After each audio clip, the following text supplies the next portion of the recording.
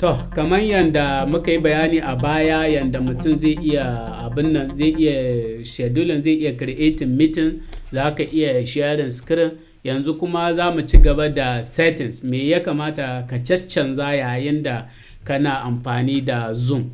Duk da yake wasu mun riga mun tattauna a kansu, amma yanzu za mu sake duba.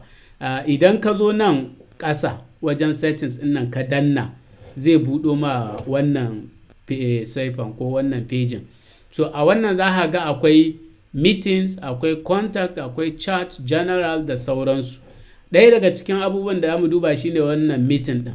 Duk da yake mun riga mun dudduba wasu daga cikinsu, amma wannan settings yana nufin idan za ka yi creating meeting me kake so ya zo ma ba tare da sai ka caccanza shi ba. Kamar yanzu na ce ya kasance abin nan microphone ɗina ya kasance ko da yaushe a kashe, ko da na yi creating meeting ya kasance a kashe. So sai dai in mutum ya shiga shi ya kunna. Wannan use original audio ba dole sai mutum ya buɗe shi ba, saboda abu ne wanda ya kunshi wayanka da su Zoom ɗin. Abu na gaba shine turn off my video. Yayin da na yi creating meeting ya kasance video na a rufe yake. So ko da mutum ya shiga ko kuma na shiga, video a rufe yake, sai dai bayan na shiga in buɗe kamar yadda na nuna muku.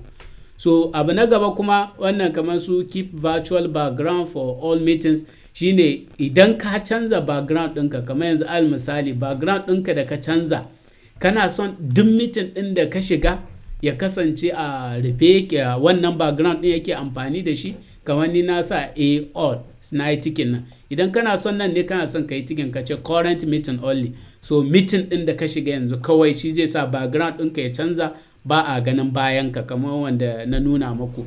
So amma yana da kyau ka sa all meetings, saboda wani lokaci baka san ka manta da yanayin wurin da kake, ko kuma cikin gaggawa ka manta ka canza background ɗin kawai ka shiga meeting.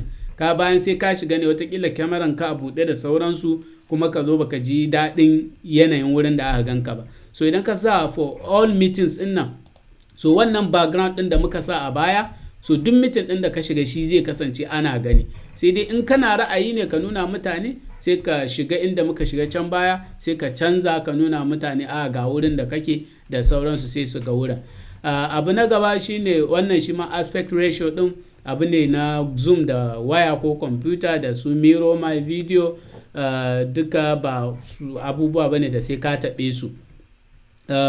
Show video preview, shi kuma wannan kana iya ka buɗe shi. Wannan abin da yake nufi shine idan za ka yi sharing ɗin kyamara ɗinka, kafin ya nuna mutane ya fara nuna ma tukun ga yanayin da za ka kasance, tukun sai ka danna OK. So kana iya ka buɗe shi ko ka rufe.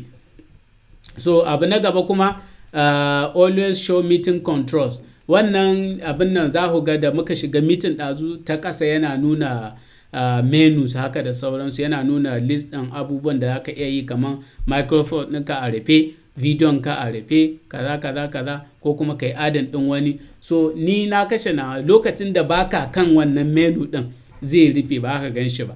Lokacin da ka zo ƙasan da abin nan hannunka ta screen, ka zo ƙasa, in ta waya ne ko ta kwamfuta ne, ka zo ƙasa shine sai ya fito ma da wannan. So kamar ni na sa always show meeting control na ce off. So in ba na kan waɗannan control ɗin ba zai nuna su ba. So kamar kuma akwai show close captioning, wannan ba sai ka canza ba, na iya ku bar shi a default, ko kuma show my connected time, kana iya shi ma ba duka waɗannan dole sai ka canza ba, amma in kana so ka ga time ɗin da kai connecting, kana iya ka buɗe shi, ko kuma show name when participant join. Duk lokacin da mutum ya shiga kana so ya nuna ma cewa wane ya shiga, sunan shi ma kana iya ka buɗe ko ka rufe in kana ra'ayi. So kuma show non-video participant, yayin da aka shiga meeting ɗin, watakila wani yana ra'ayi ya buɗe kyamaran shi, wani baya ra'ayi bai buɗe ba. So kana so duka ya nuna ma da wanda ya buɗe da wanda bai buɗe ba, so kana iya ka buɗe wannan ɗin. Ko kuma ask to confirm when leaving a meeting, kafin saboda nan kada ka manta kawai watakila kana taɓe ka danna leave meeting kawai ka fita kai tsaye. So yake cewa in ka danna wajen end meeting ko kuma leave meeting, zai tambaye ka cewa kana da tabbas kana so ka fita ne. In ka ce kana so ka fita ne, shine sai ka buɗe wannan meeting ɗin, so zai duka nuna ma wannan. so ko kuma safe driving mode idan kana cikin moto kana cikin moto sai kana kuma magana, so yanda zai iya nuna ma saboda safety watakila abubuwan da ya kamata audio din should be very loud ko kuma ya kasance dai wannan abu ne wanda idan kana moto ne, ni dai ban gwada shi a moto ba ko a wani abu, so amma in kana ra'ayi kana iya ka gwada. So sai kuma show user profile icon next to in a meeting chat message, yayin da mutum ya tura sako cikin meeting, so idan kana ra'ayin ya nuna waye wannan profile din shi, watakila sunan shi, shekarun shi da sauransu, kana iya ka bude.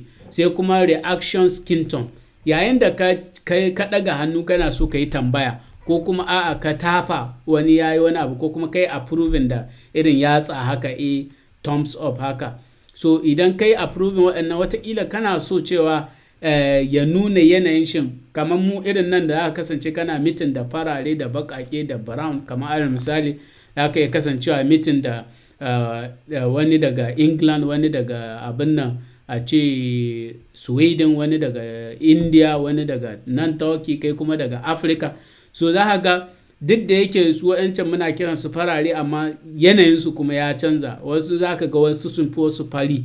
So idan kana so idan kai ka ɗaga hannu ko kai tambaya wataƙila ka nuna kamar ni yanzu ka na sa medium dark, wani iya sa dark, so duk wanda ya gani ya sa a'a wataƙila wani ne black abin nan daga Africa yake tambaya ko kuma wani ne ke tambaya, so amma wataƙila in ka wannan ba wai dole bane sai ka sa shi, wannan kawai ra'ayi ne, so in baka ra'ayi ba dole sai ka sa shi ba, kana iya ka cire shi ko kuma ka sa default shine baya nuna kai wani iri ne, wannan na farkon kenan, saboda ba wani wanda yake yellow a mutane, so baya nuna kai waye ne, baki ne, fari ne, blue ne, a'a kawai dai ka daga kai thumbs up ko kuma kana tambaya, baya nuna kai daga yanayin fatanka.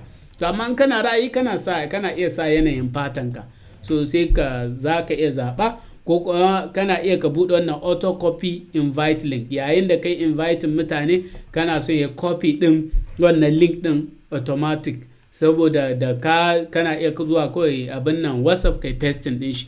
So da abubuwan da za mu iya dubawa kenan a nan cikin meetings. Sai kuma abu na gaba contact, mun riga mun duba contact, so za ka iya connecting ɗin da phone contact ɗinka ko kuma ka yi requesting wani contact abin nan ya shigo, mutum ya ka yi inviting ɗin shi, ka yi requesting ɗin shi, so wannan ba abu ne da yake wani abu ba. Sai kuma settings na chatting, kamar show link preview, a lokacin da mutum ya tura message ko kuma a'a all messages duka ya nuna ma duk message ɗin da mutane suka tura, duka dai waɗannan abubuwa ne wanda za ku iya shiga ku duba ɗaya bayan ɗaya, da abin da kake ra'ayin ka buɗe ko ka rufe sai ka caccanza shi under settings ɗin kenan. Sai kuma akwai general, a nan general za ka iya canza ringtone ɗin shi abin nan zoom ɗin, so kana iya ka zo nan sai ka duba wani irin ringtone kake so, ga sunan kala-kala, so duk wanda kake ra'ayi sai ka caccanza. Abu na gaba kuma da za mu iya dubawa shine abin nan scan QR code, wani watakila ba ya tura ma abin nan bane link ko ID bane kai tsaye, ya tura ma QR code ne, so wannan idan ka danna scan QR code din shi zai je sai kyamaran ka zai bude, sai ka fuskantar da kyamaran ka ta wannan QR code din, sai ya karanta QR code din sai ya shiga da kai meeting din, to za ka iya wannan. Idan kuma bayan al misali abu na gaba bayan waɗannan din shine sama, nan sama idan ka danna shine zai kai ka inda za ka iya ganin detail ɗinka, da ta ƙasa kuma daga ƙarshe za ka iya ganin sign out. Idan wayanka yana da fingerprint kana iya ko ka buɗe wannan ko ka rufe shi, so kaga kamar ni yana tambaya na in approving, kana iya cewa use fingerprint, saboda lokacin da zaka shiga kawai ya tambaye ka fingerprint ɗinka sai ka shiga, ba sai ka tsaya sa password ɗinka ba. So kuma za ka iya rufewa in wayanka bai da shi ma ba haka gan shi ba. So wayannan abubuwan da aka iya dubawa kenan a nan. A ƙasan sai dai sign out yayin da kake so ka fita, ba dole bane sai ka yi sign out daga Zoom, amma alal misali wani yana so ya amfani da wayarka ya shiga Zoom ɗin shi, so kaga kai ya kamata ka fita, to kana iya ka zo nan sai ka yi sign out, idan ka yi sign out sai ka fita, shi kuma sai ya shiga da nashi ɗin. So abubuwan da za mu iya dubawa kenan ta Zoom ta hanya ta zoom, mobile zoom. Sai dai zuwa gaba insha Allah za mu duba kuma ta abin nan, ya ake amfani da zoom ta kwamfuta. So wannan abu ne masu tsawo. Nan dai mun zo ƙarshen na mobile kenan. Idan kuma lokaci ya samu za mu yi magana akan na kwamfuta yanda ake amfani da shi. To insha Allah sai dai mun haɗu. A huta lafiya.